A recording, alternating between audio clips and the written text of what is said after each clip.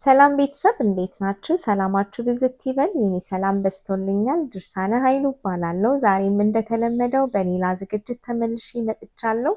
ዛሬ ይዤላችሁ የመጣሁት እያዋ ሚዲያ ላይ እህታችን ቀርባ ነበርና ልጇን አንድ ቄስ ሊስምባት ሞክሮ ተፈርዶበት ታሪኳ እዛ ላይ ያለ ገብታችሁ ማየት ትችላላችሁ። የሚቀጥለውን ቪዲዮ ከኔ በተሻለ ዲቴይል ይነግራችኋል። እዛ ላይ ሊደፍርባት የነበረውን ባለጌ ቄስ ኢንፎርሜሽኑን፣ አድራሻውን፣ ማንነቱን፣ ስሙን ነው ይዤላችሁ የመጣሁት። ቪዲዮውን አስገባላችኋለሁ። ቪዲዮውን ትመለከታላችሁ።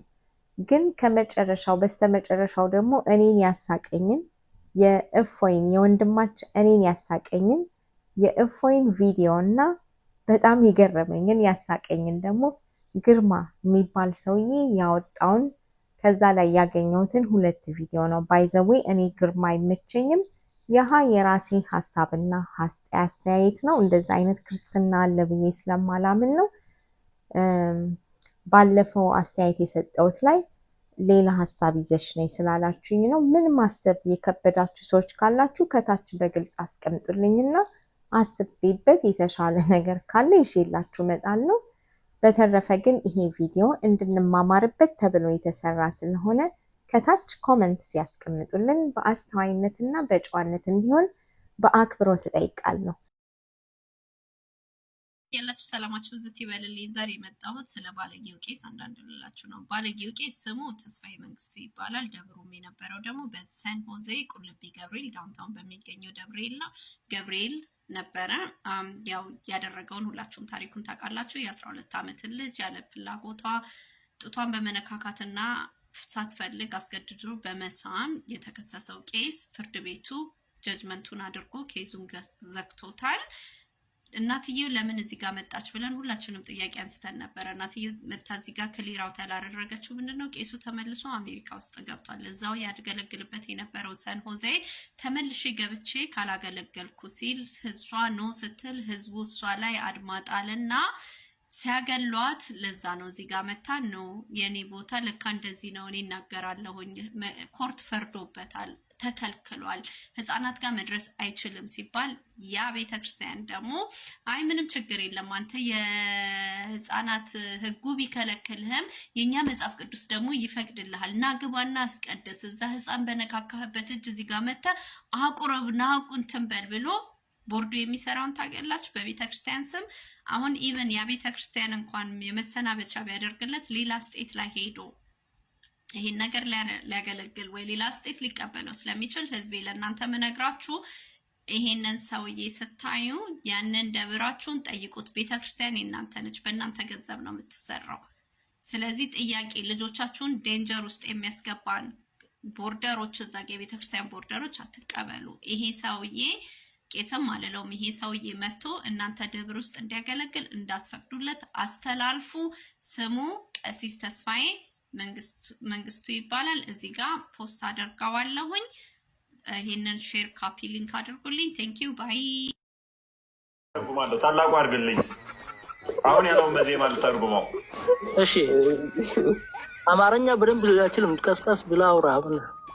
እሺ እንስማማ። አንተ አረብኛውን በዜማ በለው፣ እኔ ደግሞ አማርኛውን በዜማ ላለው ተከትዬ። አረብኛውን በለው አንዴ በዜማ እስቲ።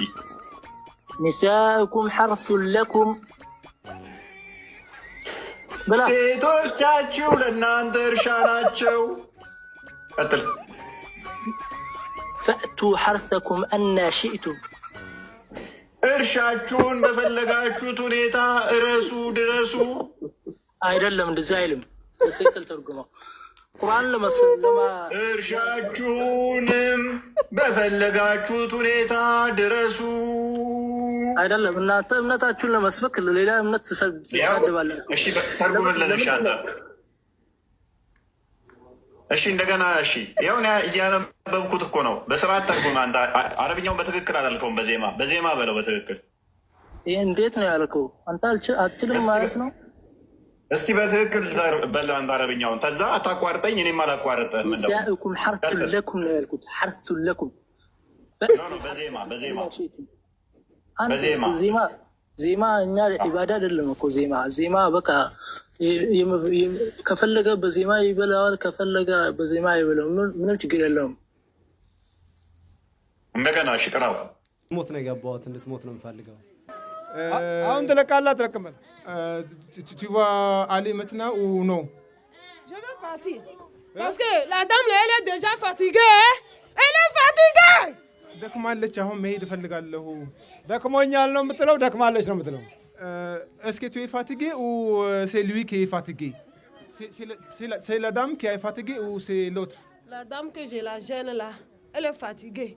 እሷ ናት የደከመችው እንጂ እኔ አይደለሁም። ምን እያደከምኳት ያለኋት? Je veux partir pour la laisser. ሰይጣንና አጋንንት ነህ። ሰይጣንና አጋንንት ነህ። Est-ce que tu es Satan ou Devil? ሰዓታችሁን ወስዳችሁ ጊዜያችሁን ሰጥታችሁ ስለተከታተላችሁ እጅግ ከልብ በጣም አመሰግናለሁ። በሚቀጥለው ዝግጅት እንገናኛለን። ሰብስክራይብ እያደረጋችሁ ለምታበረታቱኝ መልካምና ድንቅ ቤተሰቦች እግዚአብሔር ያክብርልኝ። ሰላም ዋሉ። ሰብስክራይብ እያደረጋችሁ ለምታበረታቱኝ መልካምና ቅን ቤተሰቦች እግዚአብሔር ያክብርልኝ። ሰላም ዋሉ።